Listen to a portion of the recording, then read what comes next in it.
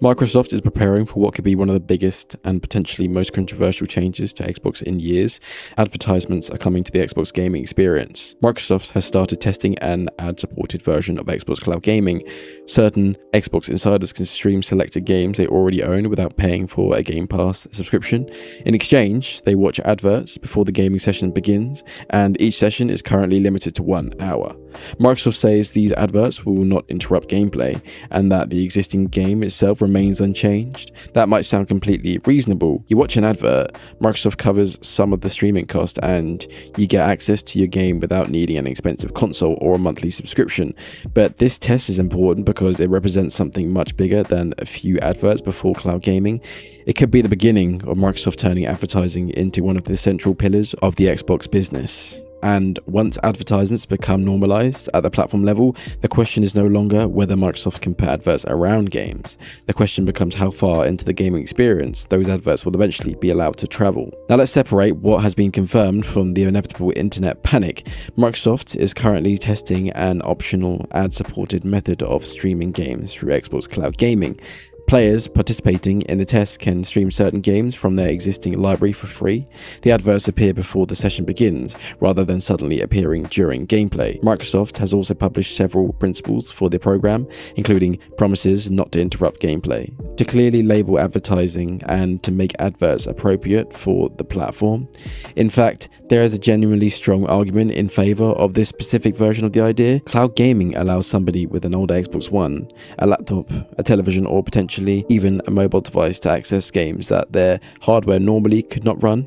Someone who cannot afford a new console could watch an advert and temporarily stream a game they already own. For people living in countries where consoles are extremely expensive or difficult to purchase, that could make Xbox far more accessible. If the choice is between paying for Game Pass Ultimate or watching 2 minutes of adverts before playing for free, plenty of people will happily choose the adverts. The problem is not necessarily the system Microsoft is testing today. The problem is what that system could become tomorrow. Microsoft is not exploring advertising because somebody at Xbox suddenly became passionate about helping people save money. Microsoft is exploring advertising because Xbox needs new sources of revenue.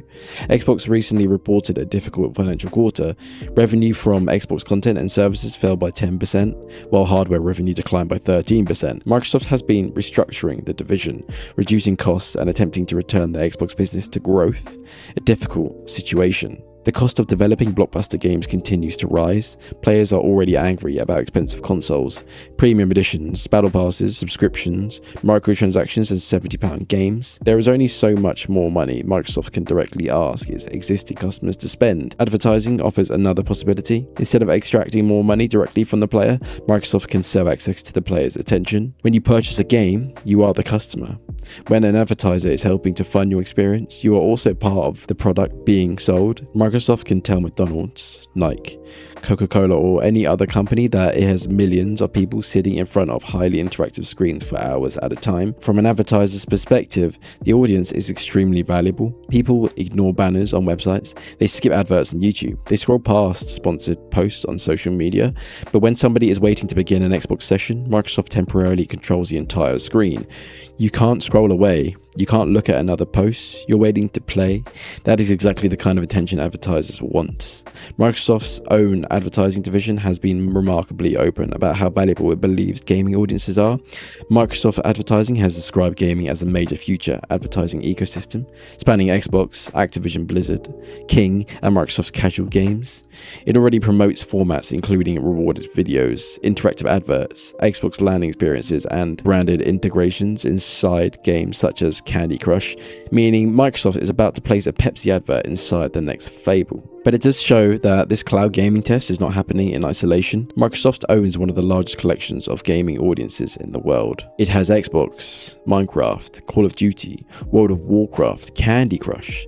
It has hundreds of millions of players across consoles, computers, and mobile devices. From Microsoft's perspective, that is not merely a community of gamers, it is an enormous advertising network waiting to be connected. And that is why people should pay attention to this. Microsoft is not simply testing whether players will tolerate one advert. It is testing whether advertising can become an accepted method of paying for gaming access. Xbox Chief Strategy Officer Matthew Ball has discussed the possibility of advertising creating cheaper alternatives for players. He later clarified that he was not announcing Microsoft's official plans and that he personally believed interrupting gameplay would be a bad idea. His broader argument, however, was that games could follow services such as Netflix and Disney Plus by offering cheaper advertising-supported options alongside more expensive ad-free experiences. The advert tier is cheaper. The premium tier remains untouched. Everyone chooses the experience they prefer, but we have already seen how this normally develops in the streaming industry. Advertising tiers are initially presented as an additional budget option. Then the ad-free subscriptions become more expensive. Features are divided between increasingly confusing tiers. The cheap option becomes worse, while the supposedly premium option becomes the only way to receive the experience customers previously considered normal.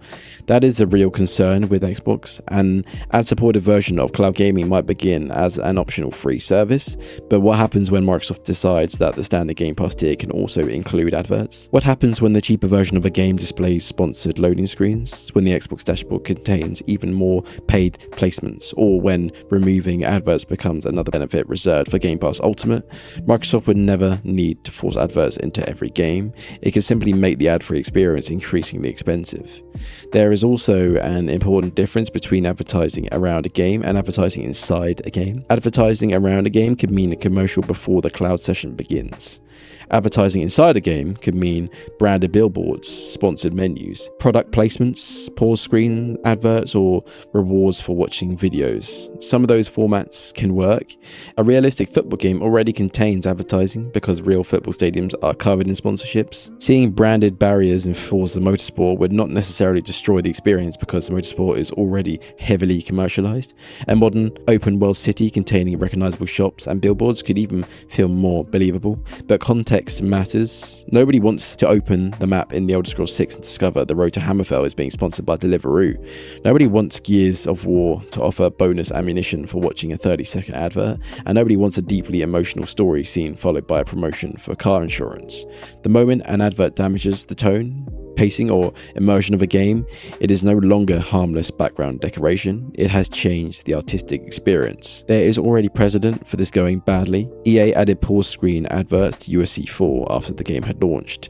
They received immediate backlash and removed them. Players particularly hate advertising when it is inserted into something they have already paid full price to own. The worst possible outcome is not simply seeing an advert. The worst outcome is developers beginning to design games around advertising opportunities. Once an advert generates revenue, companies have an incentive to create more places where adverts can appear. Loading screens suddenly become financially useful. Pause menus become valuable advertising space. Daily rewards encourage players to watch sponsored videos.